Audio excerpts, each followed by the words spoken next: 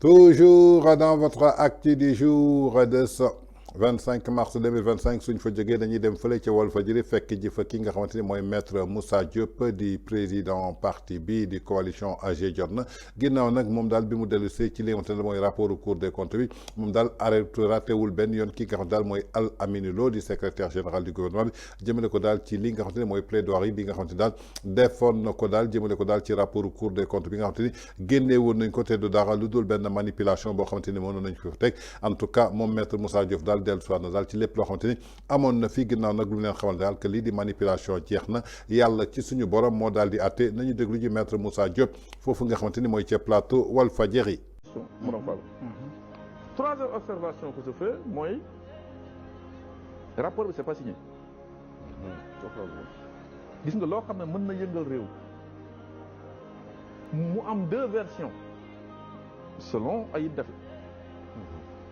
Une version signée dédiée au président de la République ak benn version dédiée au public ñun man yow ak keneen bu gën bi sensible mooy bi nga jox réew mi yëpp le public c'est pas l'officiel c'est le public parce que loolu lay ñi di wax n'importe quoi dugg ci les ça peut amener même d'autres problèmes boobu da nga leen war a jox lu leer pour que d'un seul coup tu les anesthésies nga jox leen rapport boo xam c'est pas signé alors que tous les rapports du passé avaient été signés ñu laaj la nga ni honorable nga de Ayib Daffé ñu laaj la nga ni lan oui di original bi ngi pale photocopie moo nekk nii photocopie gisuguma photocopieuse buy tëb signature. c'est vrai non foofu moom. mooy kii quoi. c'est un argument à faire dernier debout politicien. c'est pas bon ça. Quatrième argument bu may jël ci rapport boobu mooy. rapport yi passé yëpp dans ces domaines là les présidents de chambre ñoo koy def bi c'est un seul qui aurait signé parce que j'ai pas vu la signature li ma gis moom dama ko tudd am na lu ma gis de loo gis non dama ko tudd j'ai vu une signature apposée sur une page ou si n'est même pas numéroté di nga ko xam nga fi may waxee je du ma ci dugg man j'ai besoin su may wax daal damay yore le rapport xam na la page telle virgule telle le rapport bi may gis ñu signé ak yooyu bu fekkee ni c'est vrai et je présume que c'est vrai de façon simple pas irréfragable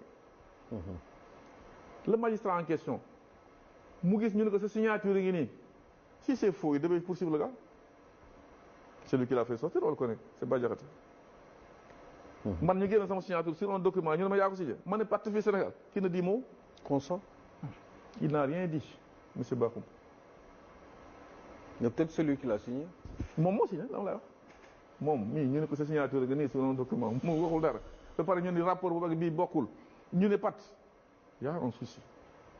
Cinquième argument que je déplore sur ce rapport te wax dëgg rek moo war ñu war a wax li ñu fi def depuis 2019 rek ba 2024 c'était sous la supervision de qui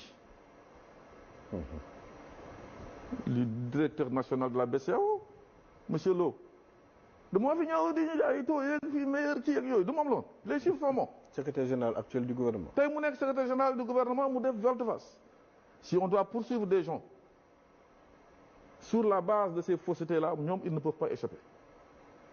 Ah bon? Sur la fausseté. Diba était qui?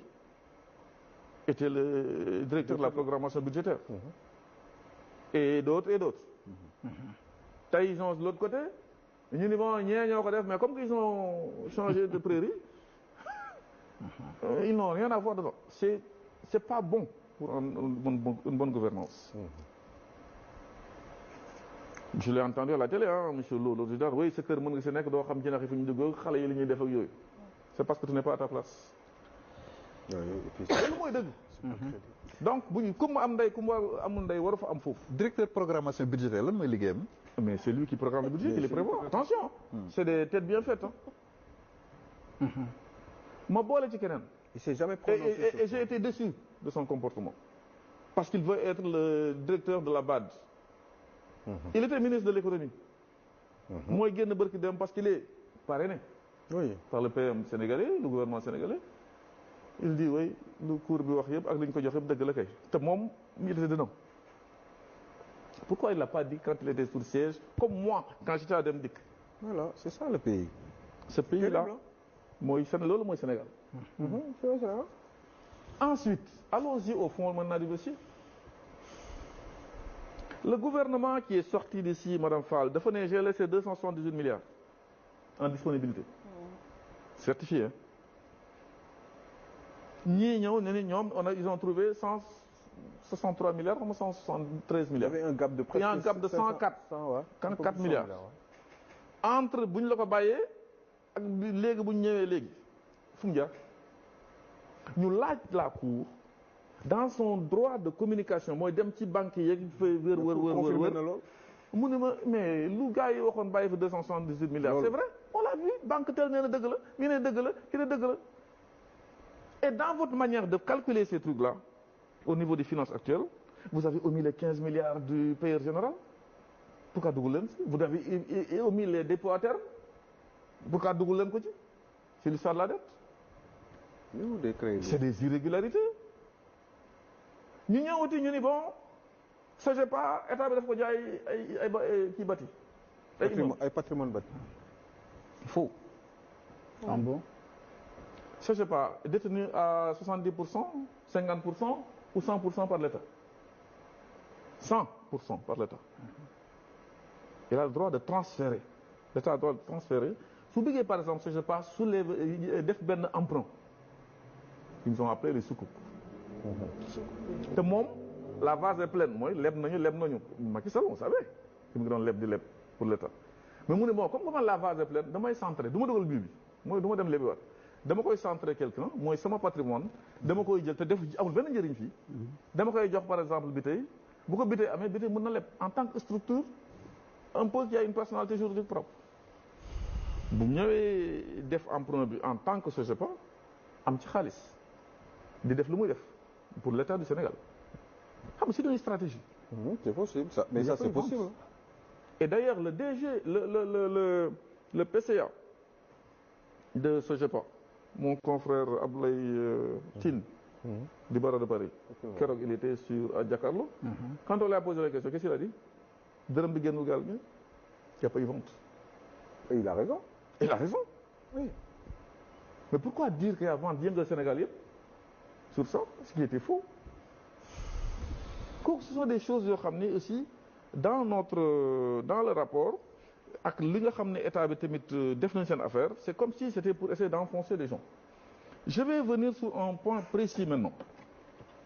kon ñoo ko déggandoo muy ay révélation yoo xamante ni maître Moussa Diop avocat à la barreau de Paris di président parti bi di secrétaire général AG jot na yëkkati na daal ay kaddu xam ne que daal yàlla att na jëmale ko daal ci manipulation muy rapport boo xamante ni amul signature rapport boo xamante ni amul numéro dossier muy ñaari rapport yoo xamante ni teg nañ ko suñu sukkandikoo ci Ayib Daffé moo ñu ko xamal ginnaaw rapport bu am signature am numéro dossier mi ngi ci taabalu Diomaye ñu génneel ñu beneen rapport boo xamante ni baaxul li nga xamante ni tey jii soo ko tegee day taalum réew sukkandiku ci ki nga xamante mooy Al Amin Lo di directeur général de centrale de BCEAO bi nga xamante ni moo taxaw daal di def plaidoyer yaakaar naa ni lépp loo xamante ni tey jii bëggoon nañ ko xam mu leer jëm nañu que lépp loo xamante ni ñu ngi ko doon def du dara lu dul manipulation kon yàlla atte na tey je crois que manipulation bi jeex na kon nañu sukkandiku daal ci Pastef dañu bëgg a dundee ak Sénégalais yi lii nga xamante ni mooy manipulation populisme ginnaaw nag loolu moo leen indi ba ci bopp réew mi amul benn yoon boo xamante ni gis nañu beneen sortie boo xamante ni mën nañ ko changer lu dul di jéem a continuer daal ci li nga xamante ni maanaam mooy manipulation populisme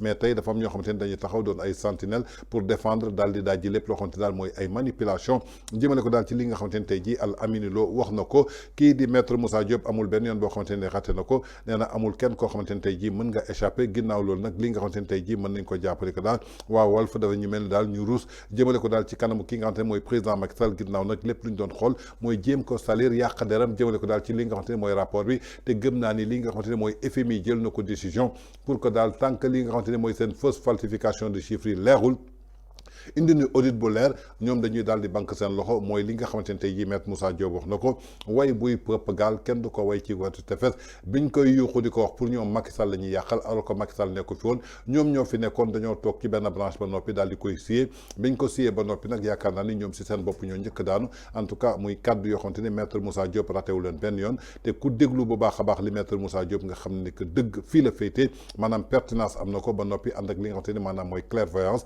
jëmale ko daal ci lépp loo xamante ni tegal na ko mooy li may wax rek wax su wéree nopp yi koy dégg war a wér wax su wérul nopp yi koy dégg aussi war a wér kon kaddu maître Moussa Diop yi ku ko dégg ak kaddu yi nga xamante ni génneel nañ ñu ko ci rapport bi yaakaar naa ni yu maître Moussa Diop moo gën a wér moo gën a nuru dëgg.